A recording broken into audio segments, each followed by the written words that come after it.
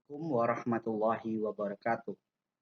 Pada pembelajaran Al-Islam kali ini kita akan membahas tentang Quran Surah Al-Humazah dan Asmaul Husna. Materi pada pagi hari ini yakni Quran Surah Al-Humazah dan Asmaul Husna. Anak yang Ustaz cintai, yang insya Allah dirahmati oleh Allah, Quran Surah Al-Humazah ini, ayo kenalan dengan surah satu ini. Surah Al-Humazah termasuk adalah golongan surah Makiyah. Kenapa ayo dinamakan surah Makiyah? Ya, betul sekali. Golongan surah yang diturunkan di kota Mekah atau saat Rasulullah berada di kota Mekah. Surah Al-Humazah ini merupakan surah urutan ke-104 di dalam Al-Quran. Jumlah ayatnya ada 9 dan memiliki arti orang-orang pengumpat. Nah, ayo kita baca surah Al-Humazah secara bersama-sama. Bismillahirrahmanirrahim. Wailul likulli humazatil lumazah. Alladhi jama'a malan wa addadah. Yahsabu anna malahu ahladah. Kalla layumbadanna fil khutamah. Wa ma adraka mal khutamah. Narullahil muqadah. Allati tattali'u alal afidah. Innaha alaihim muqsadah. Fi amadim mumaddadah. Anak-anak yang insya Allah dicintai oleh Allah, terjemahan dari surah Al-Humazah ini sangat mengerikan sekali ya. Oke, kita baca terjemahan ayat pertama. Kecelakaan bagi orang-orang yang mengumpat dan mencelah, yaitu orang-orang yang mengumpulkan hartanya dan menghitung-hitungnya. Ia mengira bahwa hartanya itu dapat mengekalkannya. Jangan demikian, sungguh ia akan dicampakkan dalam hutama. Apa itu hutama? Nah, dan tahukah kamu apakah hutama itu? Yaitu api yang dinyalakan, yang menjulang sampai ke hati. Sesungguhnya api itu ditutup atas mereka. Mereka diikat pada tiang-tiang yang panjang. Anak-anak yang Ustaz cintai, yang Ustaz banggakan, itulah tadi gambaran neraka hutama bagi siapa? Bagi orang-orang yang suka mengumpat, orang-orang yang suka mengumpulkan harta, yang tidak mau berbagi kepada saudara-saudaranya. Nah, anak-anak yang Ustaz cintai, yang Ustaz banggakan, memasuki surah Al-Humazah ini juga kita perlu tahu adanya pembelajaran tajwid.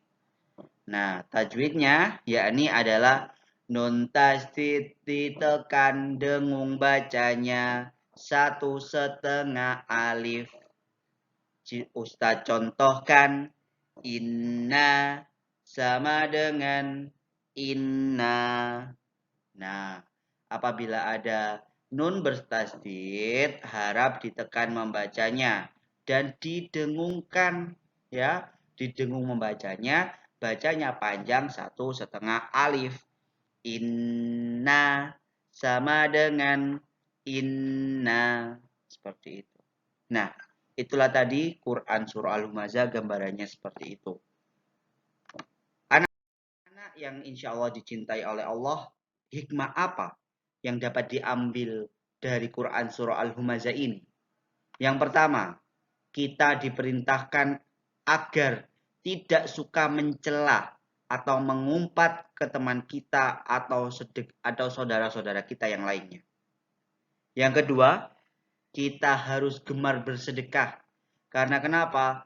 harta yang ditumpuk-tumpuk itu, yang dihitung-hitung itu nanti akan dikembalikan oleh Allah dalam neraka, ya, dipanaskan dan akan dikembalikan. Apabila harta itu kita tidak kumpulkan, harta itu kita sedekahkan, maka Allah berikan balasan surga nantinya.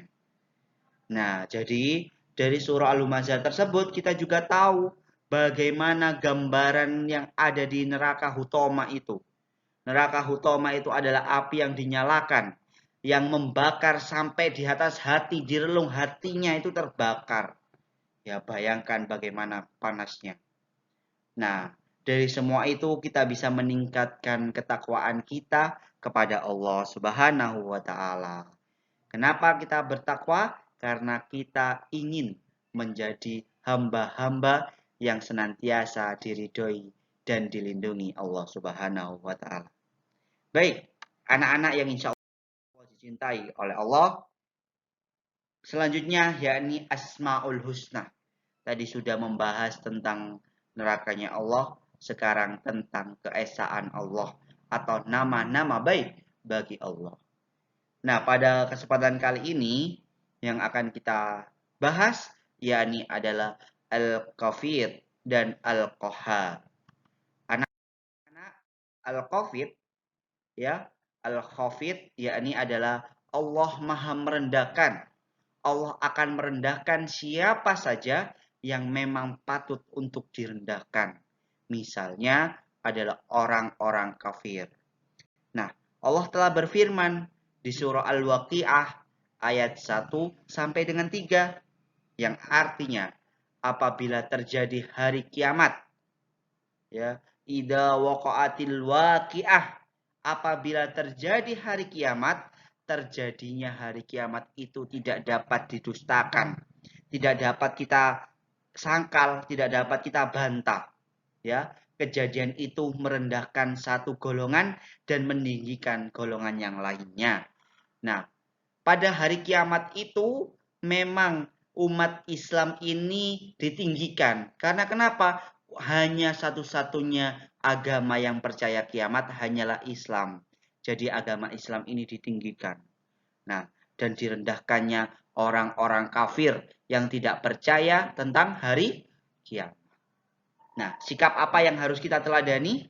Nah, sikap yang harus kita teladani yaitu memandang rendah segala perbuatan buruk agar kita dapat terhindar dari perbuatan yang dapat merendahkan derajat kita sebagai manusia yang beriman.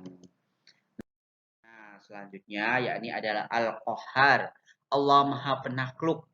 Itu artinya bahwa Allah memiliki kekuasaan yang ada di seluruh muka bumi ini. Penuh, ya, memiliki kekuasaan penuh dalam mengungguli semuanya, memaksa dan menaklukkan siapa dan apa saja. Tidak ada yang berdaya di hadapan Allah. Allah berfirman yang artinya, sesungguhnya aku hanya seorang pemberi peringatan. Tidak ada Tuhan selain Allah yang Maha Esa, yang Maha Perkasa. Ini ada di surat Shad ke ayat ke-65. Nah, ini adalah Nabi Muhammad itu hanya memberikan peringatan kepada manusia. Sesungguhnya yang berkehendak itu adalah Allah Subhanahu wa taala, Tuhan yang Maha Esa, yang Maha Perkasa. Nah, apa yang bisa kita teladani dari sifat Al-Qahhar ini? Yang bisa kita teladani yakni adalah kita bisa berusaha menaklukkan dorongan untuk melanggar perintah Allah. Karena kenapa? Manusia diberikan nafsu, manusia diberikan keinginan untuk meninggalkan ibadah. Maka dari itu kita harus mendorong itu agar semuanya tidak jadi. Ya, kita harus tetap sholat ya. Walaupun kita malas, harus kita paksakan untuk sholat. Terima kasih anak-anak yang saya cintai. Semoga pembelajaran kali ini bermanfaat untuk kita semua. Kita akhiri dengan bacaan hamdalah bersama. Alhamdulillahi Rabbil Alamin. Sekian. Assalamualaikum warahmatullahi wabarakatuh.